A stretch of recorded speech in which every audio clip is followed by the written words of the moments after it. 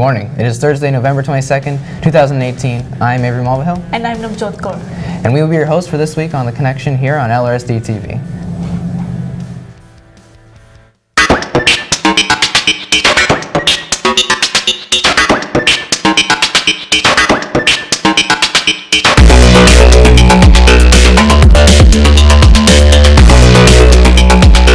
On the night of November 20th, Dakota Collegiate held their annual Seniors Evening event.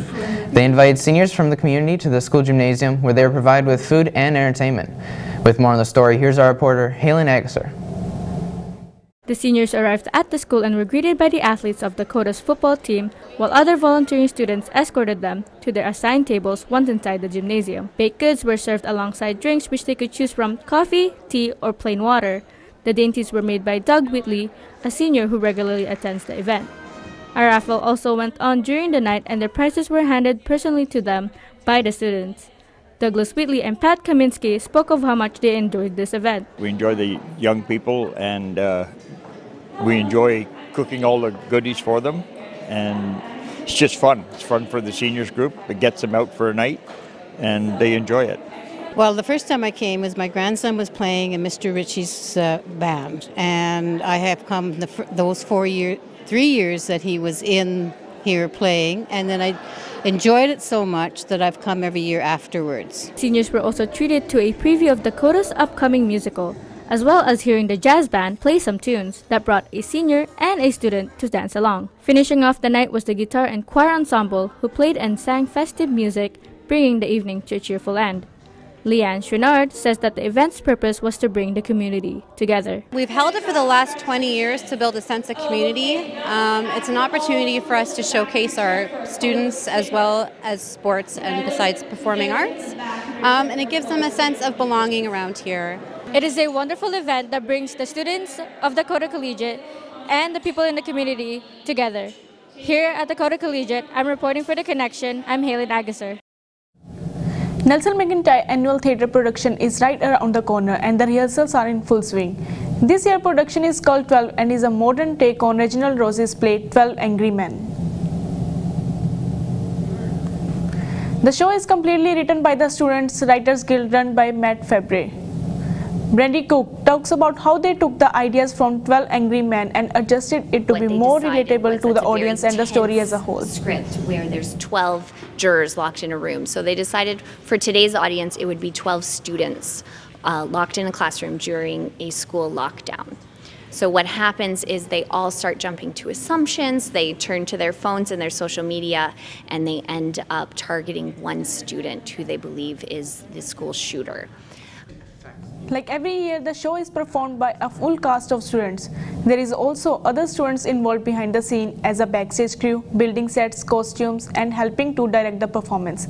Leon Gosho and Ridhima Singla talk more about the importance of the story that is being told. To get this message across that we need to be more, the word savvy is used during the play. We need to be more savvy with our social media. We need to be able to follow a thread back to its original source, because these things can tear people apart. They can build them down, build them up, tear them down. So we need to be careful with what we're doing. Personally, if I talk about on a high school basis, this play addresses like a lot of issues, like just like respecting the people you're around and how people just perceive things based on what others are saying, like how social media affects on you. Like it's just like how you use social media. You see one thing and then you just go on like, yes, that's the truth, and you just don't realize that you have to go ahead and like go deeper into it. The performance will happen on December 14 and 15 at 7 p.m. at Sikla Moyle Theatre. Tickets are currently available at $5 for students and $10 for adults at the Nelson McIntyre office, and will also be available at the door at the performance. On Tuesday, November 20th, Nelson Mack had a card-making workshop to raise money for a service trip to Ecuador.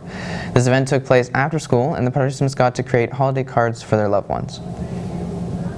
Attendants had all types of stamps, colors, and designs available for the cards. There were 2 sessions during the evening, an earlier one primarily for staff, and one later for the people in the community. The $20 entrance fee was what was going towards Nelson Mack's service trip in Ecuador in May. We're going to be doing service in the Amazon rainforest, and so we have a group of 20 students going for 9 days, and it's part of our Weeks Without Walls program in the spring. math teacher and parent in the community, says events like this are a perfect way to bring the community together, not only for present students and teachers, but also for future students and their families. I think it's a good way to bring people from the community, especially younger students, or prospective students, I should say, from the community into the high school so they can see what it's like. Also, it's, in some cases, siblings of some of these kids that would be going on the trip, so supporting them is always helpful. Students and staff from Nelson Mac hope to raise enough money to help with the upcoming service trip to South America. School started a new program called Books. It is held early in the morning on Tuesday and Thursday for grade 3 and 4 students. It is a fitness program which helps the students throughout the day in many of their school activities. It contains cardio and strength-based games which calm the students down so that they can increase the performance in their classrooms. They also focus on food and nutrition, talking about healthy choices that the kids can make. Darwin teacher Doug Court says this program will help students a lot, and they are planning to extend the program for grade 1 and 2 students as well. Got your answer there? 3, 2, 1, boxing! It's been great for our kids. It gives them a lot of extra time in the gym. They get a lot more fitness out of it, and it just becomes a lifestyle practice with them. We also talk about nutrition, things like that, so it's really beneficial in that way. So we're going to move it probably to noon hours, and we're going to extend it to our grade 1s and 2s as well. Right now this is just grade 3s and 4s, and our goal is to get just about every kid in school doing this. ATC is hosting a winter market event on December 1st. We have Thomas Sellers with more on the story. On December 1st, Saturday, December 1st, from 10 a.m. to 3 p.m., a winter market will be held at the Riel Arts and Technology Center located at 5 du Bourgmont Avenue. It is hosted by the Applied Business Management Program. All proceeds will be donated to the Riel School Division Re-Elevate program. Re-Elevate is a program where it has a school community foundation that brings together the school and the community together. So to talk a bit more about the event, I have Rayanne here. So Rayanne, could you tell us what kind of events will be taking place here? Sure. So about our winter market, there's a lot of local artists coming together from Winnipeg and surrounding areas. They're going to be selling crafts, homemade goods. There's also going to be a pancake breakfast from 10 to 11:30 a.m. There's going to be lots of activities for kids like face painting and just crafts. Yeah, just a lot of stuff for the whole family. Is this an annual event, or is this the first of its kind at ATC?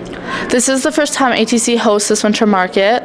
We are hoping that it will happen every year. My teacher, Jeremy Kuipers, is hoping to continue hosting this with his Applied Business Management program every year. And last question we have for you is, who's invited to this event?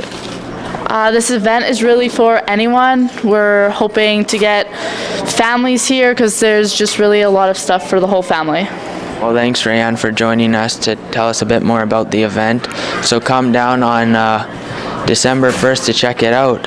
So reporting live for The Connection at ATC, I'm Thomas Sellers. Now we're going to throw it over to our sports reporter, Evan Samoilov, with some more highlights and scores from the past week in LRSD sports.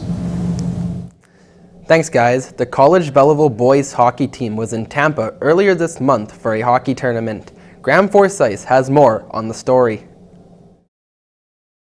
The Belleville boys hockey team was in Tampa Bay 2 weeks ago, where the team went undefeated to win a tournament. The tournament included teams from Alabama, Stouffville, and Virginia. Assistant coach Miguel Marcoux gave his thoughts on the hockey program. Anytime you can pull out a win in any sport here, it's a big deal, more particularly for our program. It gets kids talking, having grade 7s and grade 8s in the building here. It gets them excited about when they get to high school. Hopefully they can play on the team, and hopefully they get a chance to travel.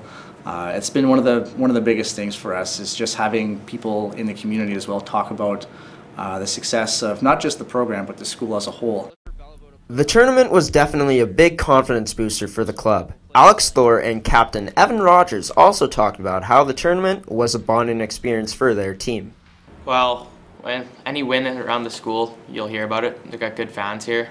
Small school, but everyone loves their hockey team and their school teams in general, and just a nice banner to bring home. It's kind of a nice reward to the end of the fun trip. It was nice to finally get rewarded with a couple big goals, especially in a game like that. But overall, the tournament, I found everyone started pinching in, not just our star players, but I think everyone well-rounded started scoring, and it was kind of nice to see everyone get rewarded a bit.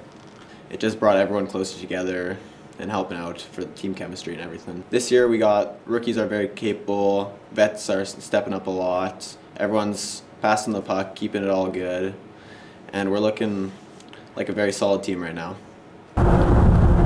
The tournament win in Tampa Bay has certainly given the Belleville Barracudas great confidence, and they'll be looking to bring home the championship to the school. For The Connection, I'm Graham Forsyth. LRSD TV was at Collège Jean Sauvé to broadcast the SCAC Girls Volleyball Championship between the Collège Jean Sauvé Olympians and the Dakota Lancers. Both teams had high-powered offensives that pounded at each other early with some huge hits, giving each side momentum. It was tight the whole way through, but it would be Jean Sauvé taking the first set with a great hit from their power side hitter, giving them the 1-0 set lead. It was the same story in the second half, but the intensity level increased. Both teams pounded away at each other with more big hits. The second set was a thriller, going to overtime with Jean Sauvé up by 1 in extra sets. Dakota spikes it out of bounds, giving the Olympians a 2-0 lead. Jean Sauvé controlled the rest of the game, defeating the Dakota Lancers in 3 sets and winning the SCAC Girls Volleyball Finals.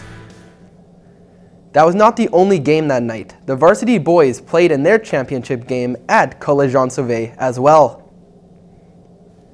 The Steinbach Regional Sabres faced off against the Dakota Lancers in the SCAC Varsity Boys Volleyball Championship. Steinbach took control of the first set, leading for the majority of it, but Dakota would fight back with some huge plays from their power side hitters. Dakota took the first set 25-21. It was the same story in the second set, as Steinbach controlled for most of it. But Dakota's middle and power side hitters stepped up and were too much for Steinbach to contain. Dakota went on to win the second set 25-20. The momentum continued as Dakota went on to win the match in 3 sets with a score of 25-18 and winning the SCAC Boys Volleyball Championship. That's all for sports. I'm going to throw it back to Avery and Navjot to close the show. Guys? Thanks, Evan. Well, I guess that is everything this week for The Connection. Don't forget to follow us on our social media and check out LRSD.TV to find out our broadcast schedule. That's all we have. Also join us again for the next week on LRSD TV. Thank you.